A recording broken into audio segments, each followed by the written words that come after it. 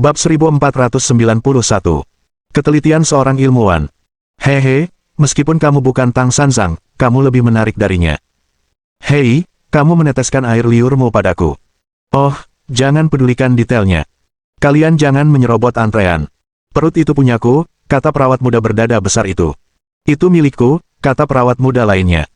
Tulang selangka itu milikku, kata perawat dengan ukuran kap C. Dada ini milikku, kata perawat berkap D. Sial, kalian keterlaluan, kata Kiao Xin. Biar ku bagi saja, tapi kalian serahkan bagian selangkangannya padaku. Bukankah bagian itu yang paling berharga? Tapi aku takut Direktur Li akan membunuhku. Haha. Dengan Kiao Xin dan belasan perawat yang mengejarnya, Lin Yi membutuhkan waktu lebih dari setengah jam untuk menyelesaikan penggantian perban. Ia tinggal di rumah sakit bersama Li Chuan sebentar sebelum pergi ke rumah Liang Ruoxu. Bagaimana luka di bahunya? Di kantor, Liang Ruoxu menuangkan segelas air untuk Lin Yi dengan ekspresi khawatir. Ia tak bisa setenang Li Chuan. Asalkan saya tidak melakukan hal yang berat, saya akan baik-baik saja setelah 10 hingga 8 hari. Tinggallah di Zonghai mulai sekarang dan jangan pergi ke tempat lain. Sekali digigit, 2 kali malu. Semua ini cuma kecelakaan. Aku bahkan tidak tahu harus berkata apa kepadamu, kata Liang Ruoxu. Kalau ada apa-apa, telepon saja aku. Aku akan menyelesaikannya dalam beberapa menit. Kamu tidak perlu repot-repot. Itu benar, tapi aku tidak bisa menyusahkan orang lain atas apa yang bisa kulakukan sendiri. Liang Ruoxu mengerutkan kening. Apakah aku dianggap orang lain? Tidak, kamu istriku. Jangan nakal padaku. Lin Yi meletakkan tangannya di belakang kepalanya dan bersandar di kursinya. Meskipun ada kecelakaan, bukan berarti kita tidak mendapatkan apa-apa.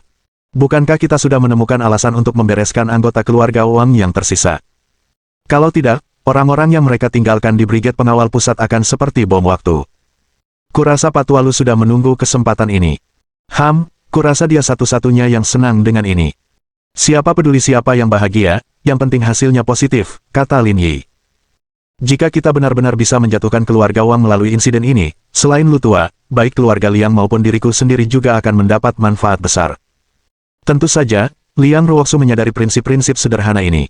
Namun, dia 100 kali tidak rela menukar nyawa Lin Yi untuk itu. Baiklah, kita tidak usah bicarakan ini lagi. Pada titik ini, Liang Ruoxu tahu tidak ada gunanya berkutat di situ. Lebih baik mereka membicarakan hal lain. Apakah ada yang salah dengan perusahaan Anda dan orang-orang di sekitar Anda? Lin Yi tersenyum. Dia tahu apa yang dimaksud Liang Ruoxu. Jika sesuatu terjadi, aku tidak akan bisa datang kepadamu tanpa cedera. Tapi sudah berhari-hari berlalu, tapi keluarga Wang sama sekali tidak ada kabar. Aku agak lega. Ekspresi Lin Yi juga berubah. Saya juga bingung. Sepertinya ini sama sekali bukan gaya keluarga Wang. Sepertinya mereka tidak berniat melanjutkan masalah ini. Saya tidak bisa berkata apa-apa lagi, tapi saya yakin keluarga Wang tidak akan membiarkan masalah ini begitu saja, kata Liang Ruoxu. Semakin lama mereka bersembunyi, semakin besar ancaman bagi Anda. Jadi, jangan bermalas-malasan selama periode ini. Kerjakan urusanmu sendiri dengan baik dan jangan beri mereka kesempatan. Tentu saja. Setelah berdiskusi tentang pekerjaan, mereka berdua menghabiskan waktu yang nyaman di kantor, membuat Liang Ruoxu merasa tidak nyaman. Kemudian, ia pergi dengan percaya diri. Kembali di Chaoyang Group, Ji Qingyan baru saja menyelesaikan pekerjaannya. Dia siap berbelanja di supermarket bersama dengannya. Dengan Lin Yi menemaninya, Ji Qingyan sedang dalam suasana hati yang baik. Ia ingin membeli semua yang dilihatnya. Tanpa disadari, keranjang belanjanya segera penuh, jadi ia hanya bisa mendorong keranjang belanja lainnya. Kenapa aku merasa kita berdua di sini untuk membeli perlengkapan tempat berlindung? Kulkas di rumah kosong. Tidak ada isinya. Kamu masih berani mengatakan itu? Lin Yi tersenyum. Mengapa kamu tidak datang dan mengisinya kembali? Bagi saya, tidak ada gunanya berbelanja kebutuhan sehari-hari ketika kamu tidak di rumah. Tempat ini sangat seremonial. Akan lebih menarik jika dua orang berjalan-jalan bersama. Apakah itu sebuah ritual? Ya, itu sebuah ritual. Saya ingat waktu kecil dulu, supermarket belum populer. Dulu kami berbelanja di pasar tradisional, dan keluarga kami yang beranggotakan 3 orang sering pergi berbelanja bahan makanan bersama-sama. Rasanya seperti bagian nyata dari hidup karena kami mendapatkan barang-barang yang sangat berkaitan dengan kehidupan sehari-hari kami. Itu benar. Lin Yi merasa bahwa anak-anak dari keluarga kaya memang berbeda. Bagaimana berbelanja di pasar bisa begitu memberi wawasan. Saat masih kecil, dia pergi ke pasar bersama ibunya hanya untuk membeli es krim dari pasar dan melihat wanita seksi menjual roti kukus. Lin Yi merasa bahwa hobinya memakan bakpao seharusnya dipupuk sejak saat itu. Mereka berdua berbelanja selama lebih dari 1 jam dan membeli 2 keranjang belanja berisi barang-barang sebelum dia merasa puas. Terima kasih atas kerja kerasmu, Tuan Lin. Dulu, Ji Qingyan akan berbagi beban dengan Lin Yi saat mereka pergi ke supermarket. Namun kini, hal itu sudah menjadi kebiasaan. Pekerjaan fisik ini ditanggung Lin Yi, dan ia hanya membawa sebagian sayuran. Melihat buah-buahan dan sayuran di gerobak, Lin Yi merasa sedikit melankolis. Dengan kondisinya saat ini akan menjadi ujian. Ia hanya bisa berdoa agar lukanya sembuh. Setelah lebih dari 20 menit, Lin Yi membawa semuanya ke mobil. Saat dia baru saja menghela napas lega, tiba-tiba dia merasakan sentuhan dingin di kulitnya. Apa-apaan ini? Tak perlu dikatakan, Lin Yi tahu bahwa lukanya telah terbuka. Dia harus bergegas ke tempat Li Chuhan untuk mengatasinya. Apa yang telah terjadi? Menyadari ekspresi Lin Yi yang tidak tepat, Ji Qingyan bertanya. Aku baik-baik saja, kata Lin Yi, ayo pulang. Hah?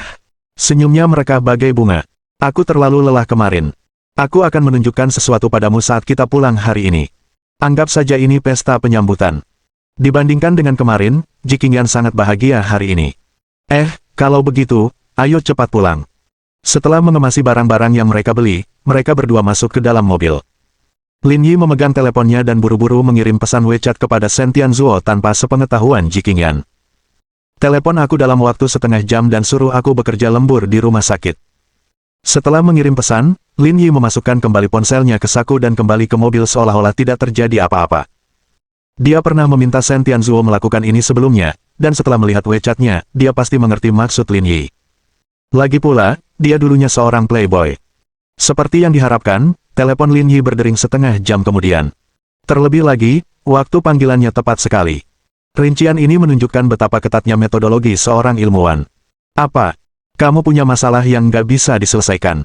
Baiklah, aku akan ke sana sebentar lagi. Bab 1492. Terungkap. Mendengar panggilan Lin Yi, Ji Qingyan sedikit mengernyit. Awalnya dia sangat bersemangat dan ingin menunjukkannya kepada Lin Yi saat dia kembali. Hebat, mereka bahkan belum sampai rumah, tapi dia pergi lagi. Siapa yang menelepon? Direktur Shen mengatakan ada masalah di laboratorium dan meminta saya untuk datang. Banyak sekali orang di laboratorium. Apa dia tidak bisa mengatasinya? Kenapa dia masih harus meneleponmu? Keluh Ji Qingyan. Dia tidak ingin menghentikan Lin Yi. Pria tetap harus fokus pada pekerjaan mereka. Namun, dia baru saja kembali. Ia bisa menghitung dengan satu tangan berapa malam dia tinggal di rumah. Rasanya masih baik-baik saja jika dia setidaknya bisa tinggal di rumah malam ini. Ketepatan waktu sutradara Shen sungguh sempurna. Tidak ada cara lain, kata Lin Yi. Mesin fotolitografi dan chipnya adalah prioritas. Lagi pula, selain Direktur Shen, saya yang terbaik di laboratorium. Wajar saja kalau saya perlu datang dan memeriksanya jika ada masalah. Baiklah. Ji Qingyan menjawab dengan lesu. Itu cuma makanan. Kita bisa makan kapan saja. Nggak apa-apa. Dengan itu, Lin Yi mencium pipi Ji Qingyan. Namun, Ji Qingyan tidak bereaksi. Lin Yi juga agak bingung. Ini hanya perjalanan, jadi mengapa dia menunjukkan reaksi sebesar itu? Dia tidak dapat disalahkan untuk ini. Meskipun mereka telah lama berpisah, itu bukan pilihannya. Tentu saja ia ingin tetap dekat dengannya. Lin Yi terlalu lelah kemarin. Ji Qingyan berpikir dia akan punya kesempatan hari ini, tetapi Direktur Shen merusaknya.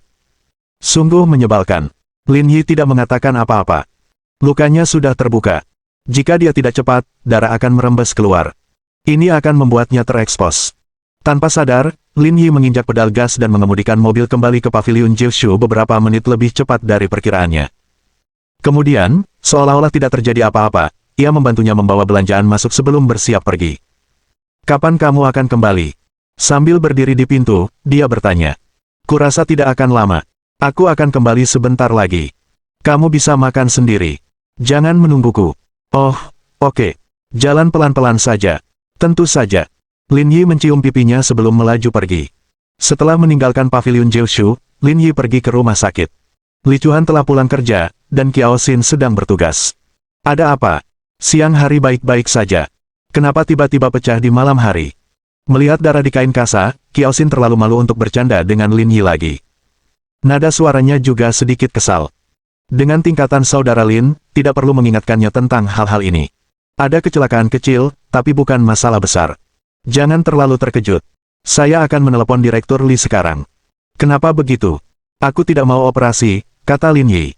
Bantu aku saja. Kalau tidak, dia pasti akan datang. Li Chuan mungkin tidak pandai berkata-kata, tetapi dia memahami banyak hal dengan sangat baik. Wanita lain mungkin memiliki pikiran tentang saudara, teman, dan keluarga di hati mereka. Namun, di hati Li Chuan, hanya ada Lin Yi. Oleh karena itu, di antara semua orang ini, Li Chuan memiliki tempat yang sangat istimewa di hati Lin Yi, dan tidak ada orang lain yang dapat dibandingkan dengannya. Baiklah kalau begitu. Meskipun masih seorang dokter junior, luka Lin Yi tidak serius, sehingga ia bisa menanganinya sendiri. Qiao Xin membutuhkan waktu lebih dari setengah jam untuk menyelesaikan semuanya. Kak Lin, kamu harus hati-hati. Jangan terlalu banyak bergerak di kemudian hari. Ingat, jangan membawa barang berat. Kalau kamu melakukannya terus-menerus, lukamu akan mudah terinfeksi. Qiao Xin mengingatkannya sambil membungkus Lin Yi dengan kain kasa. Aku tahu, tidak apa-apa, kata Lin Yi. Oh ya, nanti bawakan aku obat antiinflamasi dan kain kasa. Aku ingin membawanya pulang. Aku akan meminta Qian-Qian mengambilkannya untukmu. Setelah itu, Qiao Xin memanggil seorang perawat dan memberikan instruksi, lalu melanjutkan membalut luka Lin Yi. Setelah semuanya selesai, dia bahkan membantu Lin Yi membawa obat ke mobil dan tidak membiarkannya bekerja. Lin Yi pergi ke lembaga penelitian setelah meninggalkan rumah sakit. Saat itu sudah lewat pukul 8 malam, dan lampu di lembaga penelitian masih menyala. Setelah mencuci muka, Lin Yi naik ke lantai 3 dan mendapati Lu Ying sedang memegang burger di tangannya. Ia sedang makan sambil menatap kode di komputer dengan ekspresi serius. Baru ketika seseorang menyapa Lin Yi, Lu Ying memperhatikannya. Lu Ying berdiri dan berkata, "Sudah larut dan kamu masih sangat sibuk. Ada bug di program ini. Saya sedang memperbaikinya. Kamu sudah tidak muda lagi. Jangan habiskan seluruh energimu untuk bekerja dan memikirkan mencari pasangan. Aku juga sedang mencarinya," kata Lu Ying. "Aku ada kencan buta akhir pekan ini. Beri aku libur 2 hari kalau begitu." 2 hari tidak cukup. Aku beri kamu waktu seminggu. Keluarlah, bersenang-senang, dan bersantailah. Tidak mungkin, kenapa menawarkan dengan baik? Baiklah, aku bos yang baik. Apa kamu tidak takut kalau kencan butaku berhasil? Aku tidak akan membiarkanmu tidur denganku lagi. Bukankah lebih menyenangkan tidur dengan wanita yang sudah menikah? Presiden Lin, saya sudah menikah, kata seorang peneliti Mei Guan. Saya baru saja punya bayi. Apakah saya masih punya kesempatan? Tanya seorang peneliti Ruidis. Jangan khawatir, semuanya. Ada kemungkinan. Suasana di laboratorium menjadi santai karena Lin Yi. Kenapa kamu di sini? Di mana Direktur Sen? Lin Yi melihat sekeliling. Direktur Sen pergi ke Yanjing untuk berbicara dengan beberapa teman lama tentang mesin fotolitografi baru. Dia tidak membawamu. Aku punya banyak urusan di sini, jadi aku berinisiatif untuk tinggal. Tapi aku hampir selesai. Aku akan turun dan mencarinya besok. Jadi itulah yang terjadi. Apakah Anda di sini untuk mencari Direktur Sen? Apakah perlu saya meneleponnya? Tidak perlu. Aku akan menginap di sini malam ini. Direktur Sen punya tempat tidur di kantornya, kan? Lu Ying menatap Lin Yi dengan sedih. Apa kau melakukan kesalahan, sampai ketahuan oleh bos wanita itu, jadi dia tidak mengizinkanmu masuk?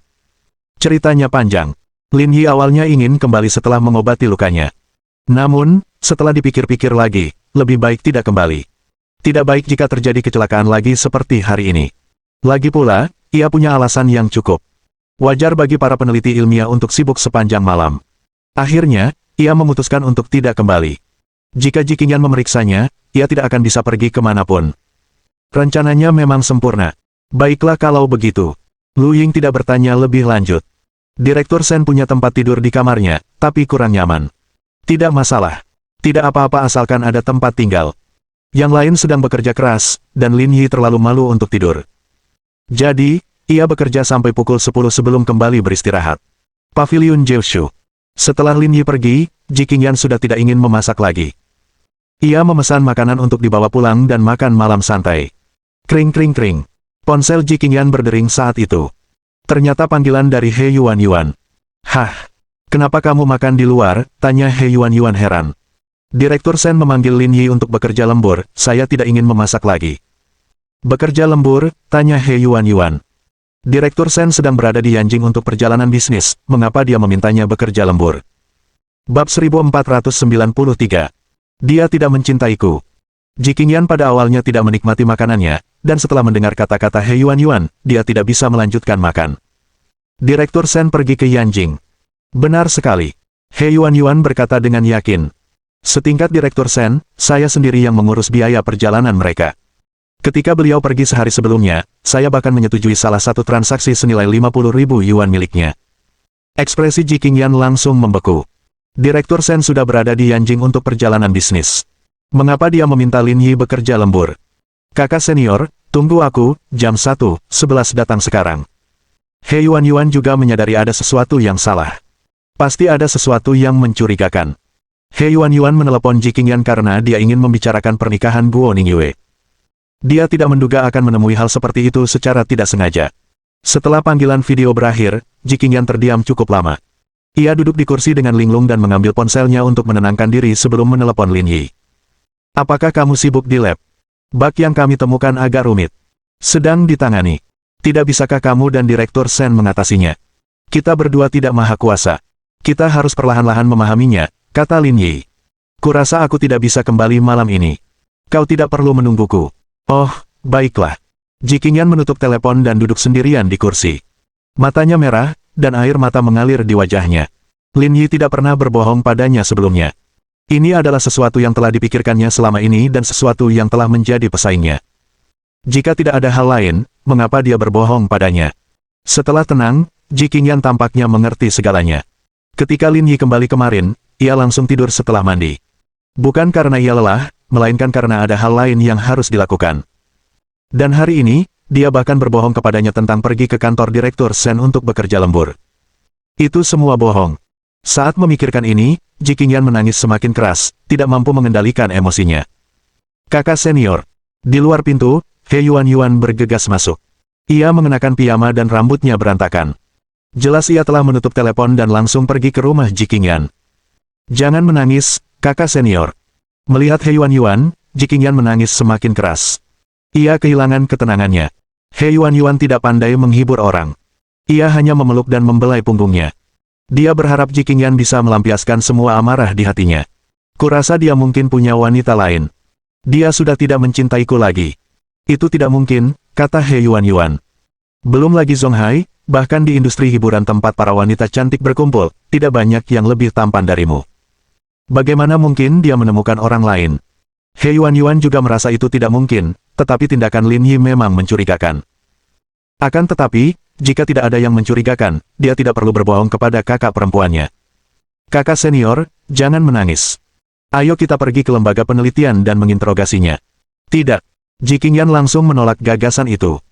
Percuma saja mengambil inisiatif membicarakan hal-hal seperti itu. 1. Ji Qingyan, aku bukan orang seperti itu. Tapi kita harus menjelaskan semuanya, kata He Yuan dengan marah. Mungkinkah ada hal lain yang terjadi? Dia tidak akan mempertaruhkan hubungan ini hanya demi gadis lain. Itu wajar saja. Begitu kebaruannya memudar, dia tentu akan kehilangan minat. Sama seperti sebelumnya. Waktu dia kerja di rumah sakit, hubungannya dengan rekan kerja perempuan itu nggak jelas. Bukankah masalahnya sudah jelas? Itu hanya kesalahpahaman. Siapa yang tahu apakah ini salah paham atau bukan? Aku hanya tidak ingin terlalu perhitungan, kata Ji Qingyan. Tapi saya pikir apa yang terjadi hari ini sudah cukup untuk menjelaskan masalahnya. Ji Qingyan menyeka air matanya dan tampak sedih. Seolah-olah seluruh energinya telah tersedot keluar dalam sekejap. Meskipun dia selalu memarahi Lin Yi, dia selalu berharap agar Lin Yi dan kakak perempuannya bisa bersama. Jika mereka benar-benar berpisah, dia akan merasa kasihan. Jangan terlalu acuh. Mungkin tidak seperti yang kau bayangkan. He Yuan menghiburnya. Mari kita cari tahu dulu apa yang sebenarnya terjadi. Dia akan pulang besok. Dia mungkin punya beberapa kejutan untukmu. Tidak mungkin. Jika kejadian hari ini saja yang terjadi, Ji Qingyan mungkin benar-benar berpikir demikian. Namun, ketika memikirkan kejadian kemarin, ia merasa itu mustahil. Sekalipun dia diam-diam menyiapkan kejutan untuknya, dia tidak akan tertidur saat kembali. Ini sama sekali bukan gayanya. Dulu tidak seperti ini. Namun, dia tidak bisa memberitahu He Yuan tentang hal ini. Jangan terlalu khawatir tentang itu untuk saat ini. Jangan terlalu cepat mengambil kesimpulan. Kita tunggu saja hari berikutnya dan lihat bagaimana perkembangannya, kata He Yuan. Lebih baik merobohkan 10 kuil daripada menghancurkan sebuah pernikahan. Saat ini, He Yuan masih berada di pihak Lin Yi. Kalau tidak, mereka berdua mungkin akan benar-benar berpisah. Namun, syaratnya adalah Lin Yi benar-benar tidak main-main. Kalau tidak, dialah yang akan menjadi orang pertama yang datang dan menghancurkannya. Apakah kamu meneleponnya? Ya, dia bilang dia sedang bekerja lembur dengan Direktur Shen hari ini dan tidak akan kembali. He Yuan menarik napas dalam-dalam. Ini terlalu mencurigakan. Aku kehabisan baju ini, jadi aku tidak bisa pergi ke sana sekarang. Aku akan menginap di tempatmu malam ini dan kita akan pergi bekerja bersama besok. Ya, Ji Qingyan mengangguk acuh tak acuh. Ia sudah tidak berminat untuk memperhatikan hal lain. Keesokan paginya, emosi Ji Qingyan sudah jauh lebih stabil, tetapi dia masih belum dalam suasana hati yang baik. Kejadian kemarin merupakan pukulan besar baginya. Baiklah, kakak senior, jangan pikirkan hal-hal ini dulu. Ayo kita makan malam bersama malam ini. Aku akan membantumu mendapatkan informasi darinya. Kamu tidak harus melakukannya. Saat dia mengenakan pakaiannya, dia berkata, hal seperti ini tidak bisa dipaksakan. Lebih baik biarkan alam berjalan sebagaimana mestinya. Aku beri dia waktu 3 hari lagi. Kalau dia tidak berinisiatif menjelaskannya kepadaku, aku akan langsung bilang saja. Tidak perlu buang-buang waktu seperti ini. Tidak ada tapi. Ayo bekerja. He Yuan menemukan satu set pakaian yang bisa dikenakannya di lemari Ji Qingyan dan berangkat kerja. He Yuan mondar-mandir di kantor. Dia tidak dapat menemukan jawabannya, tidak peduli seberapa keras dia berpikir. Meskipun bosnya agak seperti anjing, setelah sekian lama, bahkan orang buta pun bisa tahu bahwa ia tulus kepada kakak perempuannya. Lagi pula, kedua belah pihak telah bertemu orang tua masing-masing. Pernikahan mereka sudah ditakdirkan. Mengapa hal seperti itu bisa terjadi? Mungkinkah karena Natal sudah dekat sehingga ia bertingkah aneh? Itu tampaknya mungkin. Dentang, dentang, dentang. Tepat saat He Yuan membiarkan imajinasinya menjadi liar, terdengar ketukan di pintu kantor. Datang. Orang yang datang adalah sekretaris He Yuan, memegang sebuah dokumen di tangannya. Presiden He, Xinhua Airlines telah mengirimkan daftar tiket. Daftar tiket, gumam He Yuan, apakah itu milik Direktur Shen? Itu milik Presiden Lin. Bab 1494. Serangan mendadak. Tiket pesawat Presiden Lin. Bukankah dia naik pesawat pribadi? Dari mana tiket pesawat itu berasal? Di Lingyun Group, para eksekutif tingkat tinggi seperti Lin Yi, Shen Tianzuo, Qian Zhao, dan Tian Yan, karena strategi penghindaran pajak dan posisi mereka yang berpengaruh, semua pengeluaran mereka dicatat dengan cermat oleh He Yuan sendiri untuk mencegah timbulnya masalah. Selain hubungan Lin Yi dan Liang Jinming, aturan-aturan ini telah ditetapkan antara kedua belah pihak untuk waktu yang lama. Ketika para eksekutif bepergian dengan pesawat, Departemen Keuangan Bandara akan langsung mengirimkan faktur ke perusahaan. Oleh karena itu, pemandangan inilah yang ada di depannya sekarang. Saya tidak begitu yakin tentang itu, kata sekretaris itu. Ini tiket kelas 1 dari Bingcheng ke Zonghai. Baiklah, aku mengerti. Berikan saja padaku. Sekretaris itu menyerahkan tanda terima kepada He Yuan dan berbalik untuk pergi. He Yuan agak bingung. Kenapa dia membeli tiket pesawatnya sendiri? Akan tetapi, ketika dia melihat tanggalnya, He Yuan menyadari ada sesuatu yang salah. Ekspresinya berubah jelek dan bahkan sedikit dingin. Setelah berpikir sejenak, dia menghubungi nomor Ji Qingyan. Kakak senior, ada sesuatu yang ingin aku tanyakan padamu. Apa itu? Hari kita berbelanja lalu pergi ke restoran Qin Han untuk makan malam itu tanggal 4 Desember kan? Ya, kenapa? Ji Qingyan adalah orang yang sangat peka terhadap waktu. Apalagi, Lin Yi baru saja kembali hari itu, jadi ia masih mengingatnya dengan sangat jelas. Aku rasa bosku juga kembali hari itu, kan? Dia kembali pagi-pagi, kata Ji Qingyan, suasana hatinya sedang tidak baik. Ada apa? Saya menerima faktur untuk penerbangan dari Bingcheng ke Zonghai. Dari Bingcheng ke Zonghai. Ji Qingyan juga sedikit terkejut. Lin Yi tidak naik pesawat sendiri pulang. Tapi bukan itu intinya, kata He Yuan. Di sana tertulis tanggal 3 Desember, dia pulang sehari lebih awal. Hening cukup lama di ujung telepon. Setelah beberapa saat, Ji Qingyan akhirnya menjawab. Aku mengerti, kata Ji Qingyan. Masalah ini hanya urusan kita berdua. Jangan hubungi dia. Dengan itu, dia menutup telepon dan tidak mengatakan apapun lagi. He Yuan juga sangat marah. Dia pasti seorang bajingan. Sialan, aku sudah selesai. He Yuan menendang meja dengan marah. Sial, itu sakit. Sudah lewat pukul 6 pagi. Setelah meninggalkan lembaga penelitian, Lin Yi mencari tempat untuk sarapan. Kemudian, dia menelepon Liang Ruoxu. Kenapa kamu menelepon pagi-pagi sekali, kata Liang Ruoxu dengan marah di telepon. Dia terdengar pusing, seolah-olah dia masih setengah tertidur. Lin Yi menyadari bahwa Liang Ruoxu dan Ji Qingyan berbeda dalam banyak hal. Ji Qingyan tidur dengan cara yang tidak elegan, tetapi dia jarang tidur siang. Liang Ruoxu justru sebaliknya. Postur tidurnya indah dan mempesona, tetapi ia kesulitan bangun dari tempat tidur. Baru jam 6, aku belum bangun. Liang Ruoxu berkata dengan marah, kukatakan sekali lagi. Jangan meneleponku sebelum jam 9 nanti. Aku ingin tidur lebih lama. Baiklah, mengerti. Lin Yi menutup telepon, tetapi Liang Ruoxu tidak menelepon kembali. Kecuali langit runtuh, tidak ada yang dapat memengaruhi tidurnya. Setelah sarapan, Lin Yi meregangkan tubuh dan bergumam pada dirinya sendiri. Pipi kecil, aku masih menyimpan kunci rumahmu. Kemudian, Lin Yi berkendara ke rumah Liang Ruoxu untuk mempersiapkan serangan pagi. 40 menit kemudian, Lin Yi tiba di rumah Liang Ruoxu dan membuka pintu dengan lembut. Ada sekantong sampah di pintu berisi sisa makanannya. Di sofa ada pakaian dan pakaian dalamnya.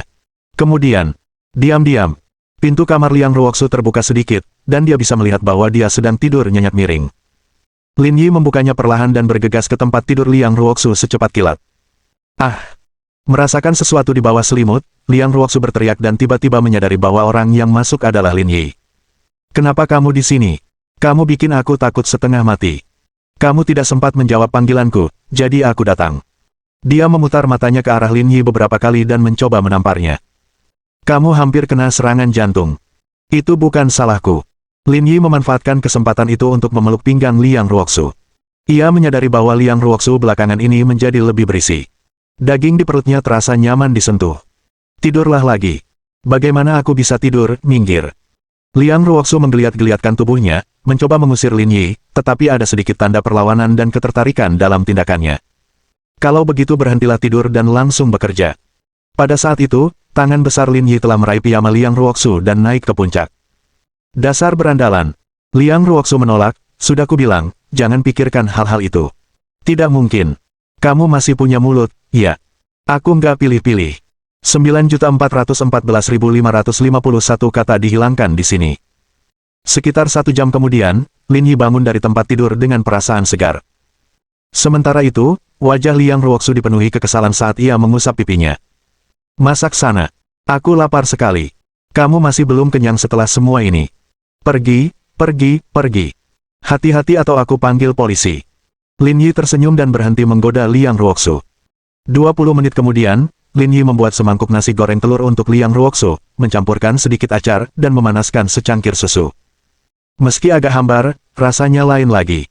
Mengapa kamu mencariku pagi-pagi sekali? Liang Ruoxu bertanya sambil makan. Semuanya baik-baik saja sekarang. Maksudmu kamu baik-baik saja sekarang? Apa ada sesuatu yang terjadi barusan? Aku memang ada sesuatu yang harus kulakukan tadi, tapi aku sudah menyelesaikannya, jadi aku baik-baik saja sekarang. Liang Ruoxu tertegun sejenak sebelum bereaksi. Wajah Flare semerah awan. Jangan bicara omong kosong seperti itu. Katakan kenapa kau mencariku. Liang Ruoxu mengenal Lin Yi dengan baik, jadi dia tidak akan mencarinya sepagi ini karena hal ini. Jika dia benar-benar membutuhkannya, dia punya pilihan lain.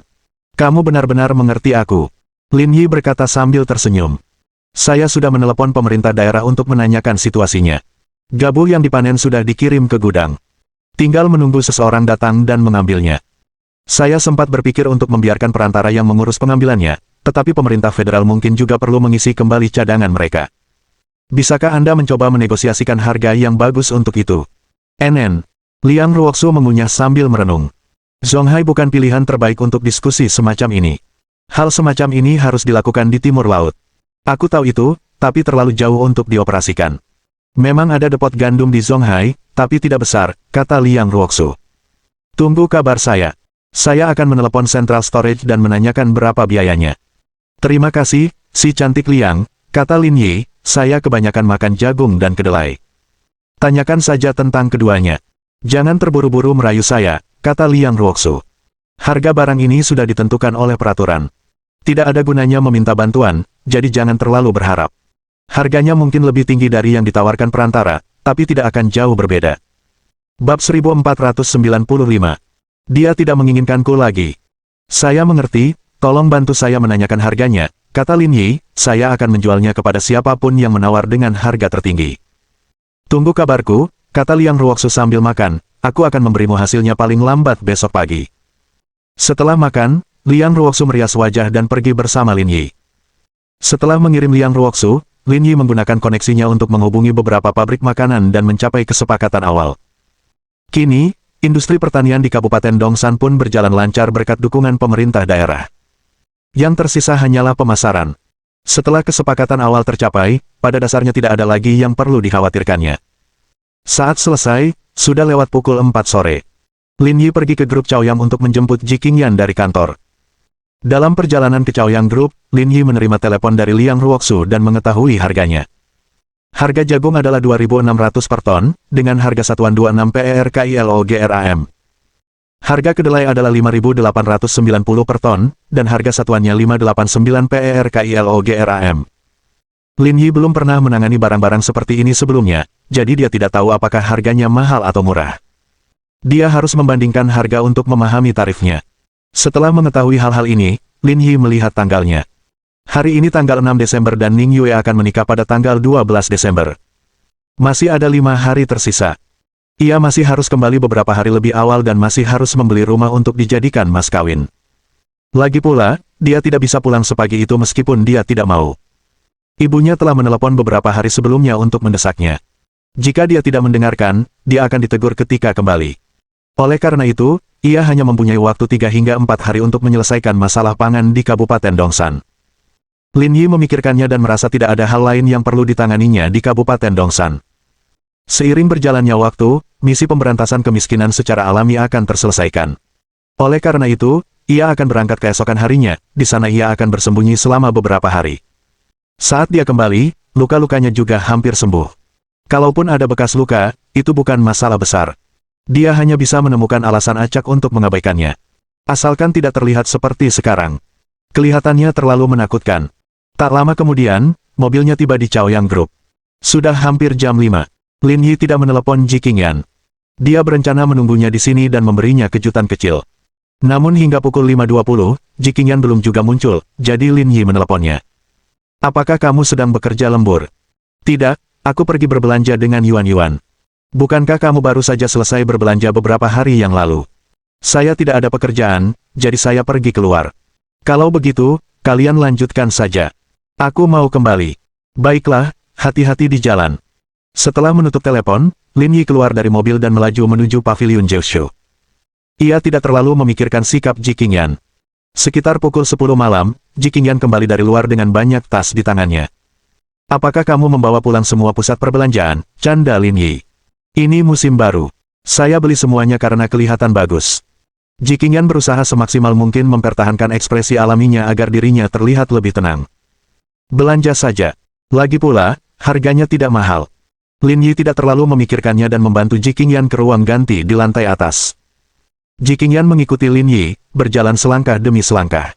Dia berpikir, kalau itu terjadi di masa lalu, dia akan menerkam punggungnya dan membiarkannya menggendongnya sampai ke ruang ganti. Sekarang, dia tidak lagi memiliki keinginan untuk melakukan hal itu. Aku sudah menaruh ini untukmu. Silakan sibukkan dirimu. Masih ada beberapa urusan di daerah ini yang perlu kubicarakan dengan mereka. Silakan. Aku akan mencoba bajunya. Menatap punggung Lin Yi saat dia menuruni tangga dan kemudian melihat waktu di ponselnya, api kecil di hati Ji Qingyan sepertinya telah padam diterpa angin. Sudah lewat jam 10. Apalagi yang harus diurus? Kalau dulu dia tidak seperti ini. Dia akan tinggal di sini dan mengawasinya berganti pakaian.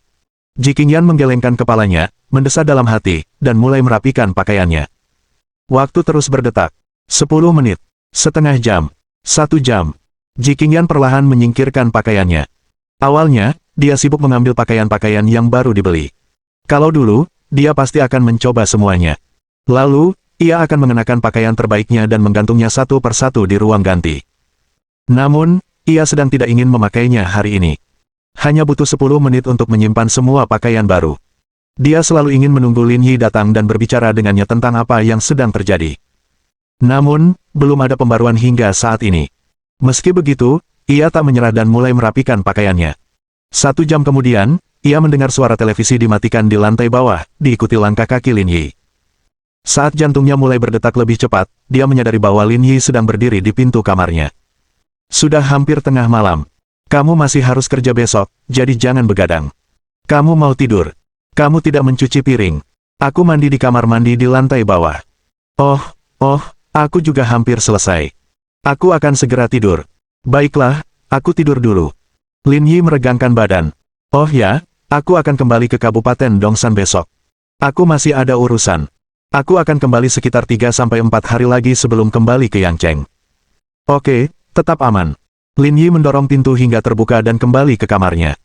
Ji Qingyan masih memegang gaun itu di tangannya, tetapi air mata mengalir di wajahnya. Setelah sekian lama, dia menyeka air matanya dan melemparkan gaun itu ke ruang ganti sebelum kembali ke kamarnya. Ketika Lin Yi terbangun pukul 8 pagi berikutnya, tidak ada seorang pun di lantai bawah. Biasanya, Ji Qingyan akan bangun untuk membuatkannya sarapan. Dentang, dentang, dentang. Lin Yi mengetuk pintu Ji Yanyan. Aku tidur agak larut tadi malam. Aku akan tidur lebih lama. Lin Yi menarik gagang pintu, ingin masuk dan menggoda Ji Qingyan. Akan tetapi, untuk menghindari kecelakaan, dia menahannya. Kalau dia melihat lukanya, dia mungkin akan sangat khawatir. Lebih baik menahannya beberapa hari lagi. Mendengar hal itu, Lin Yi melepaskan gagang pintu. Baiklah, aku akan kembali ke Kabupaten Dongsan dulu. Hubungi aku kalau ada sesuatu. Hati-hati saat mengemudi. Lin Yi mengerutkan bibirnya. Ji Qingyan tampak tidak terlalu senang. Dia baru saja kembali dan hendak pergi lagi. Lagi pula, dia agak menjaga jarak darinya. Wajar jika dia merasa tidak senang. Mendesah. Sambil mendesah, Lin Yi tak punya pilihan selain menjawab dengan santai. Ia memakai sepatunya dan melaju keluar dari paviliun Jiushu. Di dalam kamar, Ji Qingyan memeluk kakinya dan bersandar di kepala tempat tidur. Matanya merah dan rambutnya berantakan. Ia tidak tidur semalaman karena rasa sakit di hatinya. Saat suara mesin mulai menghilang di kejauhan, Ji Qingyan menahan air matanya dan menghubungi nomor He Yuan Yuan. Yuan Yuan, datanglah ke paviliun Jiushu dan bantu aku pindah. Lin Yi tidak menginginkanku lagi. Bab 1496. Mengesankan dengan alasan. Di ujung telepon yang lain, He Yuan Yuan juga tertegun untuk waktu yang lama. Itu tidak mungkin. He Yuan Yuan merasa bahwa dialah yang paling berhak berbicara dengan Lin Yi dan Ji Qingyan. Dia telah mengenal mereka sejak mereka pertama kali bersama. Sudah lama sekali berlalu, dan semua orang tahu seperti apa Lin Yi. Meski dia tidak mengatakan apa-apa, tidak ada keraguan atas cintanya kepada kakak perempuannya. Bagaimana dia bisa berubah hanya setelah satu perjalanan? Namun, tidak ada cara untuk menjelaskan tiket pesawat. Tidak ada yang mustahil. Kemarilah. Ji Qingyan menyeka air matanya. Bantu aku berkemas. Sampai jumpa lagi. Setelah menutup telepon, He Yuan Yuan berkendara ke paviliun Jiushu dalam waktu kurang dari setengah jam. Awalnya, He Yuan Yuan ingin bertanya pada Gao Zongyuan tentang hal ini. Akan tetapi, setelah dipikir-pikir lagi, dia tetap merasa itu tidak pantas, jadi dia sendiri yang bergegas. Melihat rambut Ji Qingyan yang acak-acakan dan membuatnya tampak seperti telah kehilangan jiwanya, He Yuan Yuan pun panik. Kakak senior, kamu. Setelah mengenalnya selama bertahun-tahun, dia belum pernah melihatnya seperti ini. Saya baik-baik saja. Ji Qingyan menarik napas dalam-dalam. Aku sudah melipat semuanya di lemari. Masukkan saja ke dalam kotak. Bukankah kau bilang akan memberinya kesempatan lagi? Apa dia tidak bilang apa-apa? Saya sudah menonton TV sejak saya kembali kemarin, lalu saya tidur. Lalu, pagi ini, dia kembali ke Kabupaten Dongsan. Apa dia tidak bilang apa-apa? Apa dia tidak mencarimu? Tidak. Ji Qingyan menggelengkan kepalanya. Matanya kosong, dan cahaya di dalamnya telah menghilang. Sialan, aku benar-benar ingin mencincangnya. He Yuan Yuan tak kuasa menahan diri untuk mengumpat, yang membuat Lin Yi sangat marah hingga ia merasa seperti mengalami gangguan menstruasi. Ini urusanku sendiri. Kamu tidak perlu melakukan ini. Dia menarik napas dalam-dalam. Bukan berarti kita harus menikah hanya karena kita bersama. Hal seperti ini sangat normal. Tapi tidak ada orang lain seperti dia, geram He Yuan Yuan. Dia benar-benar hebat. Aku akan suruh Gao Zongyuan pergi juga. Aku tidak mau bersamanya lagi. Apa yang kau bicarakan? Ini urusan kita berdua. Ini tidak ada hubungannya dengan Gao tua. Jangan libatkan orang malang itu. Semuanya sama saja. Tak satu pun dari orang kaya ini yang baik. Baiklah, tenanglah. Panggilkan mobil untukku. Kita akan memindahkan barang-barangnya. Kamu mau kemana? Kembali ke paman dan bibi. Jika aku kembali seperti ini, mereka pasti akan mengkhawatirkanku. Ayo kita kembali ke Villa Yun Suiku. Untungnya, aku tidak menjualnya. Kalau tidak, aku bahkan tidak punya tempat tinggal. He Yuan Yuan menyeka air matanya pelan-pelan. Ia sudah mengenal kakak perempuannya selama bertahun-tahun, tetapi belum pernah melihatnya seperti ini. Saya akan menghubungi seseorang sekarang. Dia menarik napas dalam-dalam lagi, seolah-olah dia telah melepaskan segalanya. Oke, silahkan. Sekitar 2 jam kemudian, Lin Yi berkendara kembali ke Kabupaten Dongsan pada siang hari. Kakak Lin, kamu kembali. Di kantor, Li Sijin berdiri dan menyapa Lin Yi ketika dia melihatnya kembali. Pada saat yang sama, Li Qingkai juga ada di kantor. Lin Yi mengangguk. Bagaimana situasi di daerah ini? Cukup bagus. Li Sijin tersenyum dan berkata, "Kudengar saudara Li pergi ke kota untuk menghadiri pertemuan beberapa hari yang lalu dan dipuji. Hehe, kalian berdua tidak ada di sana, dan aku tidak bisa menahannya. Akhirnya aku memanfaatkan kesempatan ini, jadi kuharap kalian tidak menyalahkanku." Bukan masalah besar, kata Lin Yi sambil tersenyum. Saudara Li, apakah sekarang waktunya untuk mengumpulkan gandum?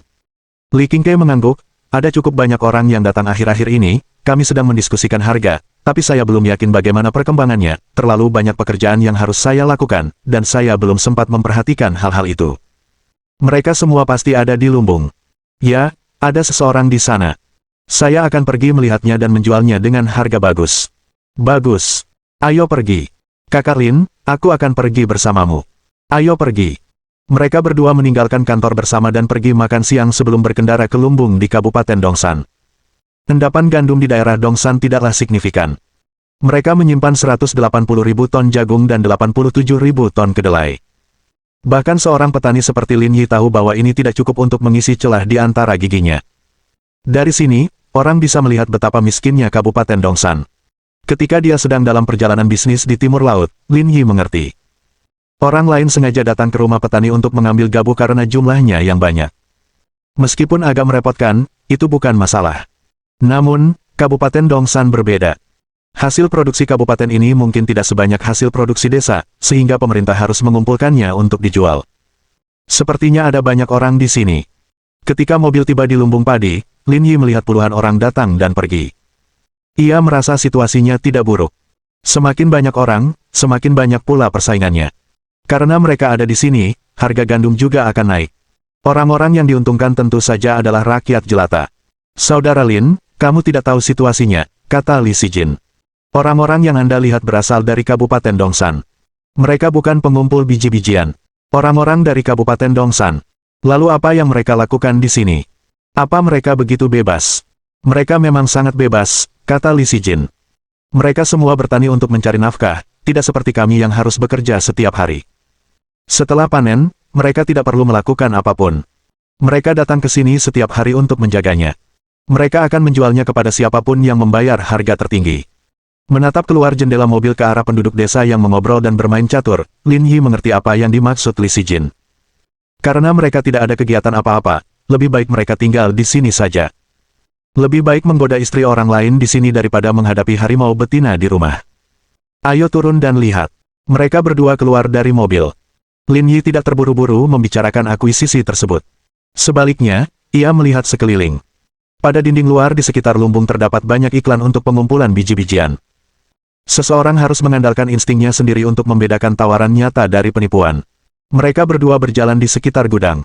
Lin Yi bertanya, kenapa semuanya iklan? Apa tidak ada kolektor perorangan? Ada beberapa, tapi produksi di Kabupaten Dongsan kami terlalu kecil, jadi kami tidak bisa memprediksi kapan mereka akan datang. Itu sebabnya semua orang menunggu di sini, kata Li Sijin sambil mendesah.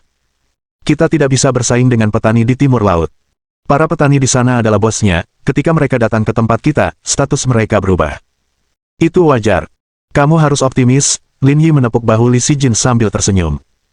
Di dunia ini, banyak hal mungkin tampak berbeda, tetapi pada akhirnya, prinsipnya sama. Kamu perlu punya modal yang cukup untuk membangun dirimu. Dengan kata lain, siapapun yang mengesankan pasti ada benarnya. Seperti cara kita menyebut rusa sebagai kuda. Cerdas. Lin Yi tersenyum. Sekalipun kamu menghadapi ketidakadilan di masa depan, jangan mengeluh karena itu sia-sia. Kamu harus bekerja keras dalam diam dan menunggu hari di mana kamu menjadi pusat perhatian untuk menginjak-injaknya. Lalu bagaimana jika aku bekerja keras dan tetap kalah dari mereka? Kalau begitu, telepon aku. Kakak Lin akan membantumu menghadapi orang-orang itu. Bab 1497. Pasti ada yang salah. Hehe, terima kasih, Kakak Lin. Ayo pergi. Kita sudah cukup melihat. Ayo kita keluar dan bicara dengan penduduk desa itu. Oke. Mereka berdua berjalan menuju gudang gandum dan melihat sebuah sedan Nissan hitam terparkir tak jauh dari sana.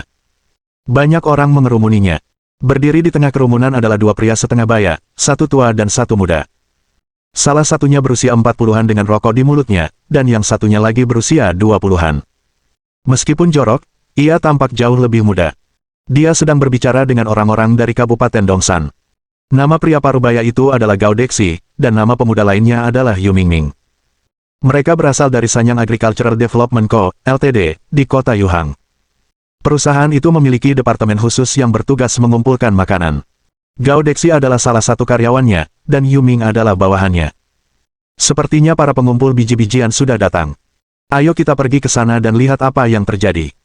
Mereka berdua pergi dan menyadari bahwa Gao Dexi dikepung dan sedang berbicara dengan orang-orang dari Kabupaten Dongsan.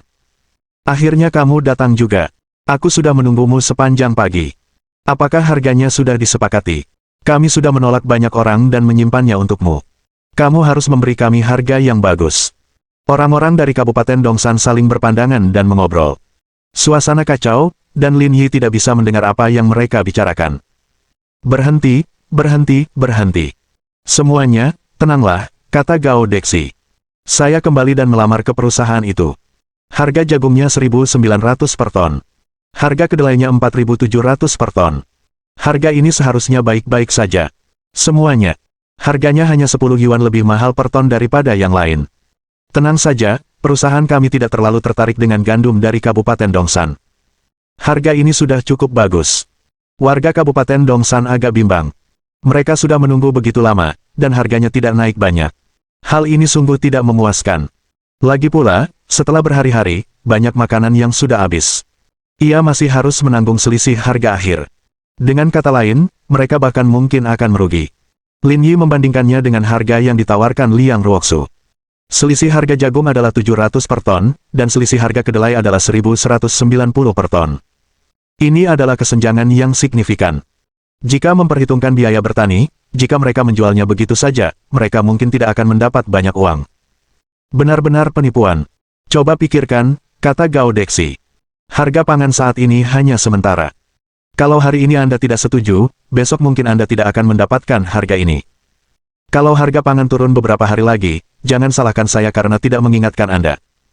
Tidak bisakah lebih tinggi lagi? Jangan coba-coba naikin harga. Aku malah senang kalau harganya nggak turun. Gao Dexi mematikan puntung rokoknya. Masyarakat Kabupaten Dongsan mulai berdiskusi di antara mereka sendiri. Mereka semua ingin menjualnya dengan harga tinggi, tetapi pihak lain hanya menawarkan jumlah tersebut. Sepertinya tidak ada ruang untuk negosiasi. Jika kemudian harganya turun lagi, mereka akan menderita kerugian besar. Lagi pula, hal seperti itu pernah terjadi sebelumnya. Mereka mungkin akan benar-benar menderita karena keserakahan mereka. Si Jin, bagaimana menurutmu tentang harga ini? Tidak ada yang istimewa, kata Li Si Jin. Terlalu rendah. Hampir tidak ada keuntungan bagi para petani. Lin Yi mengangguk dan melihat ke arah desa-desa. Baiklah, semuanya, jangan bingung. Aku akan beri kalian harga. Aku akan panggil seseorang untuk mengambil makanannya. Kata-kata Lin Yi menarik perhatian semua orang yang hadir. Mereka merasa orang ini tampak agak familiar, tetapi mereka tidak dapat mengingat namanya. Melihat Lin Yi tiba-tiba berdiri, Gao Dexi dan Yu Mingming tanpa sadar menatapnya. Tanpa diduga, seseorang tiba-tiba melompat keluar untuk mengacaukan situasi. Anak muda, berapa harga yang kau tawarkan? Tanya seseorang. Harga jagung akan menjadi 2.600 per ton. Harga kedelai akan menjadi 5.890 per ton. Harga ini seharusnya baik-baik saja. Hah! Mendengar angka ini, Li Si Jin tercengang. Ini harga yang sangat mahal. Belum lagi Kabupaten Dongsan, bahkan di timur laut, tidak mungkin mendapatkan harga setinggi itu. Bukan hanya Li Si Jin yang tercengang. Warga Kabupaten Dongsan, Gao Dexi, dan Yu Mingming semuanya tercengang. Anak muda, omong kosong apa yang kau bicarakan, 2.600 per ton jagung dan 5.890 per ton kedelai. Kamu harus berhati-hati dengan apa yang kamu katakan. Apakah menurutmu aku bicara omong kosong? Saya akan percaya jika Anda menaikkannya 180 yuan per ton, kata Gao Dexi. Tapi sekarang, Anda menaikkan harga jagung sebesar 700 dan harga kedelai lebih dari 1.000. Kalau itu bukan lelucon, apa itu? Apa yang kamu bicarakan? Kalau kamu tidak mampu membayar harga tinggi, kenapa kamu tidak membiarkan orang lain membelinya? Tidak mungkin Anda benar-benar menawarkan ini. Yah, itu tidak ada hubungannya denganmu, kan? Setelah itu, Lin Yi memandang orang-orang dari Kabupaten Dongsan. Harganya sudah ditetapkan. Ada yang punya pertanyaan. Bisakah kau benar-benar memberi kami harga setinggi itu? Warga Kabupaten Dongsan juga agak ragu karena harga ini terlalu tinggi. Menurut mereka, harganya malah agak konyol. Mereka tidak pernah memimpikannya hal seindah itu. Saya bisa. Kamu yakin tidak berbohong? Untuk apa aku berbohong padamu? Tanya Lin Yi. Kalau Anda setuju, kami akan mengirimkan truk besok untuk mengambil makanannya. Cuma butuh sehari. Kami tidak akan menunggu sampai masa berlakunya habis. Baiklah, baiklah, baiklah. Kami bersedia menjualnya. Kami tunggu di sini besok. Kalau begitu, semuanya sudah beres. Setelah itu, Lin Yi menelepon Li Sijin dan masuk ke mobil untuk pergi. Setelah penjualan hasil panen selesai, penduduk desa tidak ingin membuang waktu lagi di sana. Mereka semua bersemangat dan bahkan pergi ke desa untuk minum-minum. Hei, hei, hei, kenapa kalian pergi? Teriak Gao Dexi. Kita belum selesai bicara. Harga yang mereka tawarkan lebih tinggi dari hargamu. Aku tidak bisa menjualnya padamu. Kalian benar-benar picik, kata Gao Dexi. Kenapa kamu tidak memikirkannya? Kapan harga jagung dan kedelai pernah setinggi ini? Pasti ada yang mencurigakan sampai mereka menawar harga setinggi itu. Dengan baik, penduduk desa berhenti. Gao Dexi menuangkan baskom berisi air dingin ke tubuh mereka, menenangkan mereka. Mereka juga sedikit bingung mengapa mereka mendapatkan harga yang begitu tinggi untuk gandum mereka. Mereka semua adalah orang-orang yang telah hidup cukup lama, dan mereka tidak percaya pada hal-hal baik yang jatuh dari langit. Lalu apa maksudmu? Perlukah aku bertanya? Dia jelas-jelas berbohong padamu, kata Gao Dexi. Jika aku menggunakan harga tinggi untuk menipumu, aku mungkin tidak akan memberimu uang setelah aku mengambil makanannya. Itu tidak mungkin. Kenapa tidak? Tanya Gao Dexi. Orang-orang zaman sekarang jahat banget. Kalau bukan mau ngerebut duitmu, kenapa dia menawar setinggi itu? Apa otakmu ada yang salah? Kamu punya uang tapi nggak ada tempat buat belanja. Dengan baik, penduduk desa berhenti bicara. Apa yang dikatakan Gao Dexi masuk akal. Ada cerita tentang orang-orang yang tidak dapat menahan godaan dan tertipu uangnya. Bagaimana kalau begini? 1. 11 kembali dan ajukan penawaran saya untuk menaikkan harga jagung sebesar 40 yuan per ton dan kedelai sebesar 90 yuan per ton. Kalau menurutmu harganya sudah pas, datanglah ke sini besok pagi jam 5. Aku akan mulai memanen gandumnya nanti. Bab 1498. Pergi ke Kabupaten Dongsan. Melihat Gao Dexi telah menyesuaikan harga dan hendak pergi, penduduk desa berkumpul lagi. Awalnya, harga Gao Dexi tidak jauh lebih tinggi dari yang lain, yang sedikit mengecewakan. Sekarang, dia menaikkan harganya lagi. Ini cukup bagus. Bahkan jika orang lain datang, mereka mungkin tidak akan bisa menawarkan harga yang lebih tinggi dari ini. Biar ku katakan, ini kesempatan terakhirmu. Kau tahu situasi di Kabupaten Dongsan. Produksi makananmu terbatas setiap tahun. Bahkan tidak ada gunanya kita melakukan perjalanan lagi. Kalau kau tidak setuju, kau akan mendapat kesempatan lagi di masa depan. Kata Gao Dexi. Lagi pula, pria itu jelas penipu.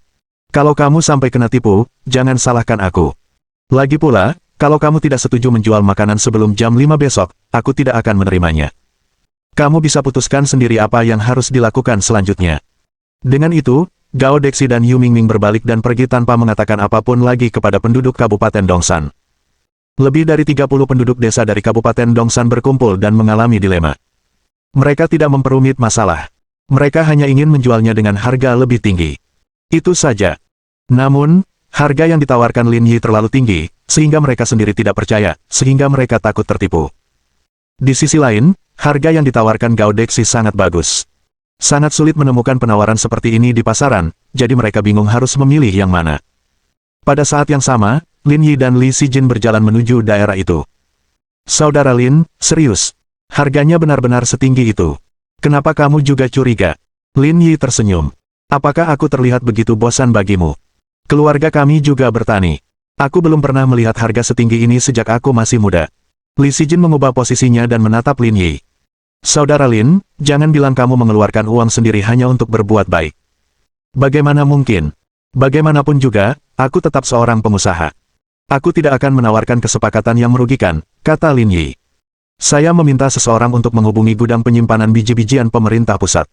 Ini harga yang mereka berikan kepada saya. Kami menyingkirkan banyak perantara dan bahkan menetapkan harga sesuai harga biji-bijian premium. Kalau tidak, harganya tidak akan terlalu tinggi. Jadi begitulah yang terjadi. Li Sijin sangat gembira dan mengeluarkan ponselnya. Saya harus menelepon ayah saya dan memintanya untuk datang besok dan menjual semua gandumnya. Lin Yi tersenyum dan menginjak pedal gas, melaju menuju Kabupaten Dongsan. Ketika mereka kembali ke kantor, mereka kebetulan melihat Li Qingkai mengemasi barang-barangnya, seolah-olah dia sedang bersiap untuk pulang kerja. Kawan Li Qingkai, kamu baru saja berkemas dan pulang kerja pukul 4.10. Bahkan orang pemalas pun tidak bertingkah sepertimu. Li Qingkai menatap pintu dan memarahi dengan bercanda. Kamu masih berani mengkritikku, serius. Karena Anda, sang pemimpin, sudah pergi, kami berdua tidak akan tinggal di sini lagi. Ayo kita pulang kerja juga. Jangan pergi. Aku sudah menunggumu. Apakah ada yang salah? Datanglah ke rumahku untuk makan malam nanti. Aku akan meminta adik iparmu memasak sesuatu yang enak untukmu. Apa acaranya? Beberapa waktu lalu, kalian berdua pergi ke Songhai dan membeli banyak barang untuk putraku. Kakak iparmu sedang tidak enak badan dan ingin mentraktirmu makan. Jangan khawatir, biayanya tidak banyak, kata Lin Yi.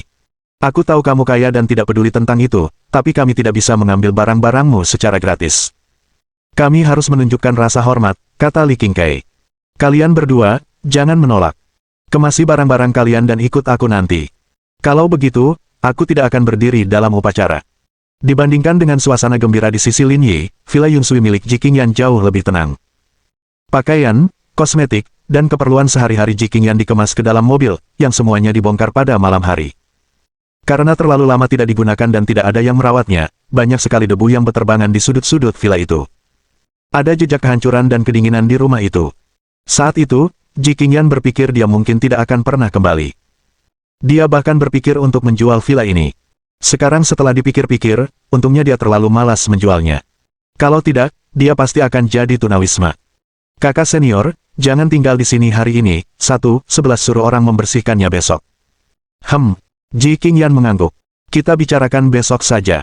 Melihat Ji Qingyan sedang tidak dalam suasana hati yang baik, He Yuan pun ikut merasa tidak enak hati. Dia ingin menghiburnya, tetapi dia tidak tahu harus berkata apa. Seseorang seperti kakak perempuannya sangat menyadari situasi ini. Tidak peduli apapun. Katanya, itu percuma. Ia hanya bisa membiarkannya mencerna berita itu perlahan. Sudah lewat jam 5. Ayo cari tempat makan. Aku lapar. Ngomong-ngomong, Gao Zongyuan tidak memanggilmu. Kalian berdua makanlah. Aku tidak terlalu lapar. Kamu belum makan seharian. Bagaimana mungkin kamu tidak lapar? Cepat ikut aku. Saya benar-benar tidak lapar, dan saya tidak berminat untuk makan. Pergi makan. Aku akan tinggal di sini sebentar. Bagaimana aku bisa melakukan itu?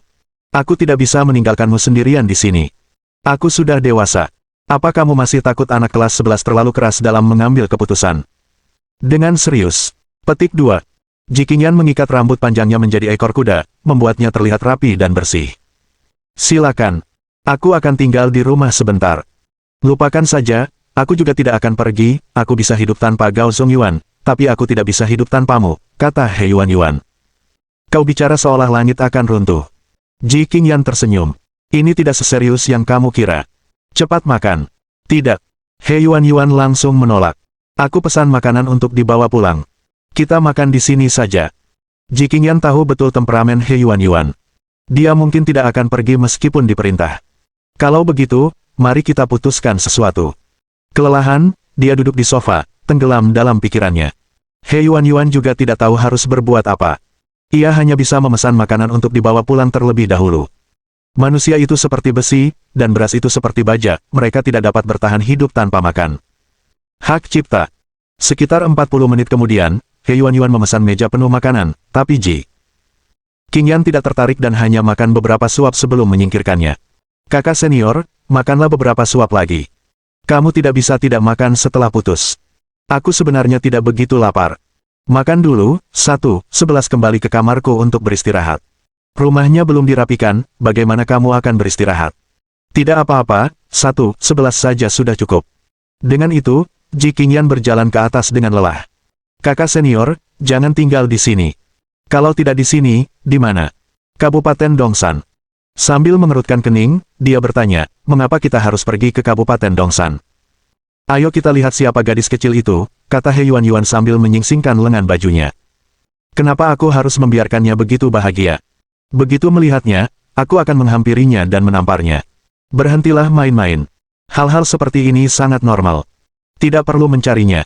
Ketika dia kembali, aku akan memintanya menjelaskan semuanya dengan jelas.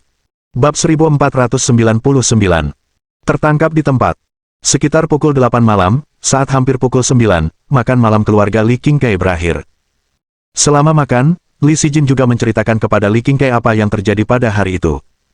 Yang terakhir bertepuk tangan dan memuji Lin Yi untuk waktu yang lama. Setelah makan, Lin Yi dan Li Sijin pergi satu demi satu. Namun, sebelum mereka pergi, istri Li Qingkai bahkan memberi mereka masing-masing satu set piyama. Itulah yang dia jual. Lagi pula, dia bukan dari keluarga kaya, jadi hanya ini yang bisa dia berikan. Kak Lin, aku pulang naik taksi saja. Kamu nggak perlu nganter aku, kata Li Sijin dengan wajah memerah setelah mereka keluar rumah. Baiklah, hati-hati saat kamu kembali. Baik, saudara Lin. Sampai jumpa besok. Setelah Li Sijin pergi, Lin Yi meregangkan badan dan kembali ke mobil. Ia mengambil kain kasa dan obat antiinflamasi. Lukanya masih terbuka, jadi ia harus segera mengobatinya. Lin Yi mengerutkan bibirnya dan bergumam pada dirinya sendiri. Kalau aku tahu, aku nggak akan pergi ke supermarket. Sialan. Rumah Li Qingkai tidak jauh dari hotel. Lin Yi minum obat dan berjalan kembali perlahan. Setelah mandi, Lin Yi melepas bajunya dan bersiap untuk mengganti perban. Ia akan menelepon Ji Qingyan setelahnya, dan misi hari ini akan selesai. Besok, dia akan pergi memanen. Tinggal menyelesaikan semuanya. Pekerjaan pengentasan kemiskinan di Kabupaten Dongsan secara resmi akan berakhir. Namun, Lin Yi masih berencana untuk tinggal di sini beberapa hari lagi agar lukanya pulih semaksimal mungkin sebelum kembali. Dengan begitu, Ji Qingyan tidak akan menyadari ada yang salah. Pada saat yang sama, mobil He Yuan tiba di Kabupaten Dongsan. Ji Qingyan memegang dahinya dengan satu tangan. Ia tampak kelelahan, seolah-olah sedang sakit parah. Dengarkan aku dan kembalilah. Aku benar-benar tidak ingin mencarinya lagi. Kita harus, kata He Yuan dengan tegas. Mengapa dia harus ditinggal sendirian, tanya He Yuan. Ini sangat normal. Kenapa kamu begitu bimbang, tanya Ji Qingyan. Tidak bisakah kita putus dengan cara yang normal setelah menjalin hubungan? Tentu saja kita bisa putus, tapi kita tidak bisa putus begitu saja, kan, kata He Yuan. Kau sudah berkorban begitu banyak untuknya. Kenapa dia harus keluar dan bersenang-senang? Sialan. He Yuan memukul setir dengan marah. Kalaupun kamu putus, kita harus pergi ke sana dan menjelaskan semuanya. Kamu yang memutuskannya, bukan sebaliknya. Mungkin segala sesuatunya berbeda, dan itu bukan seperti yang kita pikirkan. Apa? Tanya He Yuan. Direktur Sen pergi ke Yanjing, tapi dia berbohong padamu dan bilang mereka sedang bersama. Dia bahkan membeli tiket pesawat sebelumnya dan tidak memberitahumu. Kalau dihitung-hitung, dia sudah 2 hari tidak di rumah. Pasti ada sesuatu yang terjadi. Lagi pula, dia baru saja pulang dari perjalanan jauh dan hanya tinggal di rumah beberapa hari sebelum berangkat ke Kabupaten Dongsan. Bagaimana mungkin dia seperti ini? Kalau itu Gao tuaku, dia pasti sudah menerkamku. Tidak biasanya dia seperti ini. Ji Qingyan menghela napas. Dalam kesannya, Lin Yi juga sama. Namun, kali ini berbeda. Kurasa dia membawa selingkuhannya ke sini. Kalau tidak, dia tidak akan kembali ke Kabupaten Dongsan secepat ini. Kalau kita ke sana sekarang, kita mungkin bisa menangkapnya. Sial, kalau aku bertemu dengannya nanti, 11 pasti akan menamparnya. Ji Qingyan tetap diam. Pada titik ini, dia tidak tahu harus berkata apa. 10 menit kemudian, mereka berdua tiba di Hotel Forseas. He Yuan melihat keluar jendela. He Yuan tahu bahwa Lin Yi tinggal di sini, jadi dia menemukannya dengan mudah. Nona, apakah Anda ingin menginap? Tanya pelayan itu. Ada orang bernama Lin Yi yang tinggal di sini, kan? Maaf, tapi menurut peraturan, kami tidak bisa membocorkan informasi pelanggan kami. Resepsionis itu tentu saja mengenal Lin Yi. Pria tampan itu sudah tinggal di sini selama beberapa bulan. Akan aneh jika dia tidak mengenalnya. Ini 3.000 yuan. Asal kamu mau bekerja sama denganku, uang ini milikmu. Resepsionis itu tercengang. Gaji bulanannya hanya 1.500 yuan. Bagaimana kamu ingin aku bekerja sama? Di bawah godaan uang, resepsionis tidak bisa lagi mengendalikan dirinya. Saya butuh kartu kuncinya. Biar saya pakai. He Yuan menyerahkan uang itu tanpa memberi resepsionis kesempatan untuk menolak. Ini sudah kodrat manusia. Kalau dibujuk 3.000 yuan, dia mungkin tidak setuju. Namun jika Anda menyerahkan uang itu ke tangan orang lain, kecil kemungkinan dia akan berani mengembalikannya kepada Anda. Aku benar-benar tidak bisa melakukan itu. Kalau bos tahu, dia pasti akan memecatku. He Yuan menyerahkan kartu namanya. Jika kamu dipecat, aku akan mencarikanmu pekerjaan lain. Saat dia melihat posisi di kartu nama He Yuan, resepsionis wanita itu tercengang. Bukankah Ling Yun Group sedang membangun pabrik di sini? Ya, akulah yang menandatangani proyek ini, jadi kamu tidak perlu khawatir tentang pekerjaan. Bahkan jika kamu dipecat, aku bisa mengatur proyek yang lebih baik untukmu. Setelah berpikir sejenak, resepsionis itu melihat sekeliling dan diam-diam mengeluarkan kartu kamar Lin Yi, menghindari kamera pengintai. Jika ada yang bertanya, jangan menjualku. Jangan khawatir, saya mengerti prinsip ini. Trik He Yuan hanya bisa dilakukan di daerah kecil. Ini karena hotel terbaik di Kabupaten Dongsan hanya dianggap sebagai hotel di atas rata-rata di Zonghai. Etika para karyawan di sini tak tertandingi oleh hotel bintang 5 pada umumnya. Mereka semua bisa dibeli dengan uang. He Yuan mengambil kartu kamar dan membawa Ji Qingyan ke lantai 4.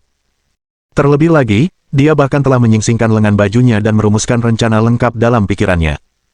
Setelah memasuki ruangan, dia tidak mengatakan apa-apa dan langsung menamparnya. Tak lama kemudian, mereka berdua tiba di pintu kamar 408.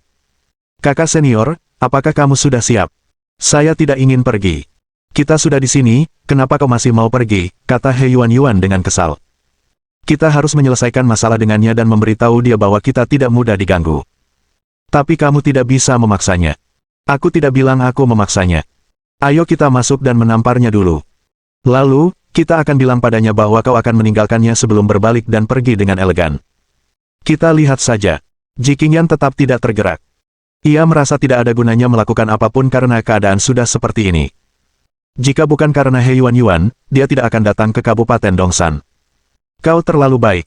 Itulah sebabnya dia menindasmu seperti ini. Aku harus mencari keadilan untukmu hari ini. Setelah mengatakan itu, He Yuan mengambil kartu kamar. Baiklah, cepat masuk bersamaku nanti. Mendesis. Mendesis. Listrik berderak saat pintu terbuka. He Yuan meraih tangan Ji Qingyan dan segera bergegas masuk. Tetapi, saat mereka melihat pemandangan di ruangan itu, mereka berdua tercengang. Tubuh mereka dingin dan mereka tidak dapat mengatakan sepatah kata pun. Bab 1500. Lelucon yang lebih besar dari badut. Ruangan itu sedikit berbau disinfektan. Yang paling penting, ada bola kain kasa berdarah di tanah. Lin Yi setengah telanjang saat mengoleskan obat ke lukanya. Ia tertegun sejenak ketika melihat He Yuan dan Ji Qingyan masuk. Apa yang kalian berdua lakukan di sini? Pikiran mereka kosong. Pemandangan di depan mereka persis seperti yang mereka duga hak cipta. Tak satu pun dari mereka mampu bereaksi. Mereka bahkan tidak mendengar pertanyaan Lin Yi dengan jelas. Apa yang terjadi? Ji Qingyan berjalan melewati He Yuan dan dengan cepat berhenti di depan Lin Yi. Melihat luka yang mengerikan di bahunya, matanya pun memerah. Saya mengalami kecelakaan dalam perjalanan ke timur laut, tapi itu bukan apa-apa, saya hanya perlu mengganti perbannya sesekali. Jangan bohong padaku. Ada apa ini? Suara Ji Qingyan meninggi karena marah. Lin Yi terdiam sejenak. Ji Qingyan sudah melihatnya, jadi tidak mungkin dia bisa menyembunyikannya. Namun, dia jelas tidak bisa mengatakan bahwa itu luka tembak. Ini akan membuatnya takut. Saya pergi berburu bersama beberapa pemimpin dari Lembaga Penelitian Pertanian di Pegunungan Hingan Raya dan bertemu seekor beruang hitam. Beruang itu menamparkan saya. Ini adalah alasan paling masuk akal yang dapat dipikirkan Lin Yi dalam waktu sesingkat itu. Meskipun itu juga berbahaya, itu lebih baik daripada memberitahunya bahwa dia telah ditembak. Kapan ini terjadi?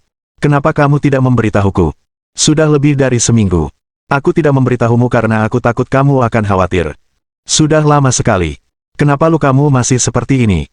Rumah sakit mana yang mengoperasimu? Lin Yi menggaruk kepalanya. Bukankah aku pergi ke supermarket bersamamu malam sebelumnya?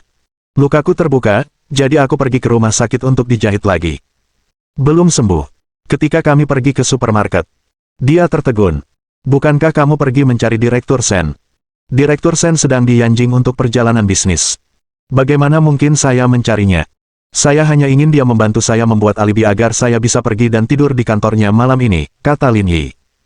Kalau tidak, darah akan merembes keluar dari pakaianku, dan kau akan tahu. Jadi kamu menghindariku beberapa hari ini karena kamu takut aku mengetahuinya. Tentu saja, kata Lin Yi, aku tidak seperti He Yuan. Kenapa aku harus bersembunyi darimu? Mendengar perkataan Lin Yi, mereka berdua pun menyadari sesuatu. Ji Qingyan sekarang mengerti segalanya.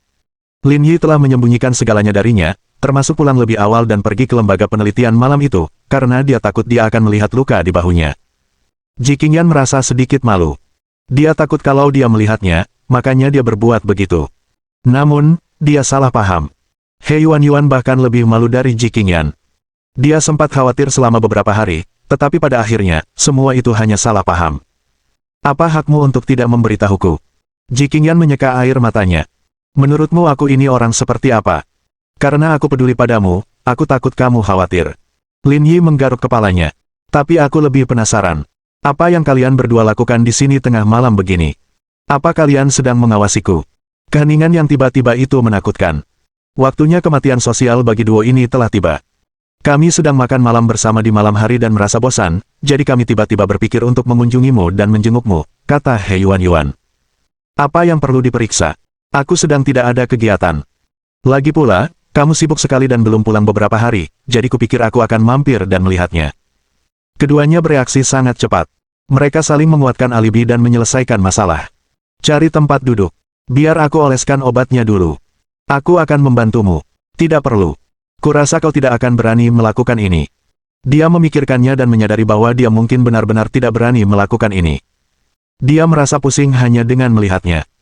Lin Yi mengambil kapas desinfektan dan membersihkan gumpalan darah pada luka, serta nanah. Belum lagi Ji Qingyan, bahkan He Yuan pun mengerutkan kening. Betapa menyakitkannya ini. Bagaimana mungkin dia tetap tanpa ekspresi? Setelah mendisinfeksinya, Lin Yi mengoleskan obat anti peradangan dan membalutnya lagi. Kamu sudah terluka. Kenapa kamu masih pergi ke supermarket bersamaku hari itu? Apa kamu tidak bisa mencari alasan untuk menolakku? Pada saat yang sama, dia juga menyalahkan dirinya sendiri. Mereka berdua sudah bersama begitu lama, tetapi dia sama sekali tidak menyadari ada yang salah dengannya. Terlebih lagi, dia telah salah paham. Dia benar-benar tidak kompeten. Itu semua salahnya sampai lukanya terbuka dan terinfeksi untuk kedua kalinya. Bukankah kau bilang itu ritual? Aku terlalu malu untuk menolaknya, kata Lin Yi. Aku tadinya cuma mikir kamu mau beli camilan. Siapa sangka kamu bakal beli beras, mie, dan minyak yang banyak. Ini semua salahku. Baiklah, baiklah. Kalian berdua bisa terus memamerkan kemesraan kalian. Aku pergi. He Yuan merasa terlalu canggung baginya untuk tinggal di sini. Lebih baik dia segera pergi. Ini merupakan tamparan yang terlalu keras. Bos, saya minta maaf. Petik 1. Seharusnya kau sudah pergi sejak lama, jangan tinggal di sini dan menghalangi. Karena rasa bersalahnya, He Yuan tidak membalas. Ia hanya mendengus acuh tak acuh. Ji Qingyan juga tidak berniat memintanya untuk tinggal. Yuan, tunggu sebentar. Ada yang ingin kukatakan padamu. Di luar ruangan, Ji Qingyan mengejar He Yuan dan menariknya ke samping. Untungnya, saya bereaksi cepat. Kalau tidak, kami pasti sudah mati. He Yuan memegangi dahinya. Meskipun ia tidak ketahuan, ia merasa terlalu malu untuk menghadapi siapapun. Ini semua salahku. Itulah sebabnya aku ingin kamu membantuku. Bantuan apa? 1. Ini kunci Villa Yunsui dan Pavilion Jiushu. Minta seseorang untuk membantuku memindahkan barang-barangku kembali. Kakak senior, kamu mengubah pendirianmu terlalu cepat. Petik 2. Aku tidak bisa berbuat apa-apa. Ini salah kita. Lin Yi sama sekali bukan orang seperti itu. Hanya diriku sendiri yang harus disalahkan. Aku tahu ini salahku. Ji Qingyan mengedipkan mata besarnya dengan polos ke arah He Yuan. Jika kamu tidak membantuku, aku tidak akan bisa menghadapi Lin Yi lagi. Baiklah, aku sedang suka anting Van Cleef. Belikan untukku saat kita pulang nanti. Ya, aku pasti akan membelikannya untukmu. Kalau begitu aku pergi dulu. Setiap momen yang kalian berdua miliki bernilai 1000 koin emas. He Yuan mengambil kunci dan berjalan menuju lift. Kemudian, ia mempercepat langkahnya dan kembali ke mobilnya. Baru pada saat inilah dia merasa lega. Dia merasa belum pernah menghadapi hal yang lebih memalukan dalam hidupnya. Sialan, ayo pulang dan tidur. Kring. He Yuan baru saja menyalakan mobil ketika teleponnya berdering. Ternyata ada panggilan dari Qi Xianzhao. Saudara Qi, apakah kamu tidur? Belum, kenapa? Bukankah kamu bilang ingin mengundurkan diri? Aku memikirkannya seharian dan langsung memberikan surat pengunduran dirimu kepada Presiden Lin. Presiden Lin setuju dan bahkan memberimu tambahan 1 juta yuan sebagai kompensasi. Kamu bisa datang dan mengambil barang-barangnya besok. He Yuan bersandar di kursinya. Ia merasa lebih baik membenturkan kepalanya ke dinding dan mati. Saat mereka berdua punya masalah, dia sangat mengkhawatirkan mereka. Besar. Ternyata itu hanya kesalahpahaman. Mereka telah berdamai dan bersikap seolah-olah tidak terjadi apa-apa. He Yuan tidak hanya harus kembali dan membersihkan kekacauan itu, tetapi dia juga kehilangan pekerjaannya. Aku lebih lucu daripada badut. Mohon dukungan dari omom ante-ante sekalian, buat subscribe atau sharekan novel Mimin ke Facebook kalian, agar channel Mimin bisa terus berkembang. Dengan begitu, Mimin bisa lebih semangat untuk up novel seru lain ke depannya. Buat teman-teman yang sudah subscribe dan sharekan novel Mimin, Mimin ucapkan terima kasih sebanyak-banyaknya.